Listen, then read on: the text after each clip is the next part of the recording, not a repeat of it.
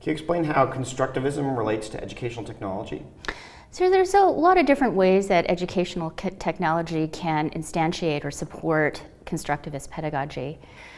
Well, there's interactivity, there's self-pacing. What we aspire to very often as teachers as self-organization or being able to learn on their own, students learning on their own. These are really important characteristics, and we know that where constructivism is this idea that we actively construct information in our mind, you can do that through interactivity, and the educational technology allows you to do that. So if you wanted to learn the principle of osmosis, in a textbook you might read that the water molecules are exchanged across membranes, but what happens with textbooks is that's very static. That's a very static representation of the phenomenon. If you instead used a simulation of osmotic process going on in the body, you could actually see the dynamic exchange over time of the water molecules. And if that's coupled with, say, buttons or sliders or some interactive devices with like outputs where you could actually measure the variation that you've inputted into the simulation, then the student can actually begin tailoring their own learning experiences with this simulation. That's typically what happens with educational technology, particularly simulations. Simulations can also help the learner who may have challenges in the classroom keeping up with the instruction. The simulation can provide a tool for the student to go back and revisit the information and learn at their own pace. So it doesn't limit their learning to what's happening in the classroom. Another thing that educational technologies, in particular simulations, can do, but other technologies can do this, is that they provide details of hidden information. You can understand an ecological system from a bird's eye view with all the variables or all the different aspects of the ecology and how they interact. You can actually see that going on in real time. You can also zoom in on a section of that ecological system to study that section in more detail.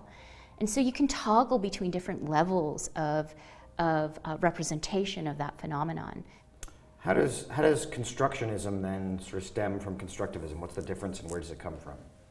So constructionism owes its legacy to Seymour Papert. He worked for, I think, 5 years at the University of Geneva in Switzerland with Jean Piaget. And so he really was a disciple of constructivism. But he was also had great interests in computation. Papert talked about objects to think with. And he believed that these concrete objects could be his famous Logo turtle or a robot that is built, could be potentially built by the learner, or it could be just pre-built. But that is used for the learner to use it to help them think with. They could almost inhabit this object, and they could feel it, emotionally as well as physically, which way these things are going. He called that syntonic learning. Papert really believed in this learning culture, and he believed that this peer community that had people who were more or less experts in the community could contribute to the design of the community and help it grow and emerge and change shape. So the learning culture was every bit as important as what it was that they were learning. And constructivism and constructionism have a great deal in common, principally that people construct their own knowledge. So let's say constructivism and genetics or any kind of scientific phenomenon. So in a constructivist classroom, you could take any kind of inquiry-based approach. And the student could ask a question about why it is that they look very similar to their parents. They can go and research it. They could even do a few experiments. They could, maybe perform an empirical study. And they could have this information, and that it could be at some level evaluated as correct or not correct. But all this while they are sort of checking to see whether they've understood it well. Also, the teacher is helping to check that, whether they've understood it well or not, where are the misconceptions, and then through facilitation, some of these misconceptions could potentially be remediated. In a constructionist classroom, all of that would happen as well, but a few things might be added to a constructionist classroom. So, for example, they could construct or make a model or a computer simulation of their understanding of genetics. They would be able to manipulate this information, do their empirical tests as well at their own pace, and importantly, they'd be sharing this with the other students in the classroom, and the other students would be asking questions of this particular model that you've constructed, and helping you improve your knowledge of genetics together. So you've talked about Piaget and constructivism and how that influenced theories of constructionism. What other theories influenced constructionism? After Piaget, there was another psychologist, Russian, Lev Vygotsky, who we talk about in terms of social constructivism. And Vygotsky's ideas really hinged on language and culture being important for learning. So Piaget believed that these stages, it wasn't until students or children got to these stages, between these typical ages, that they could actually learn. Vygotsky, on the other hand, didn't actually believe that. He thought that you could learn anything at any stage.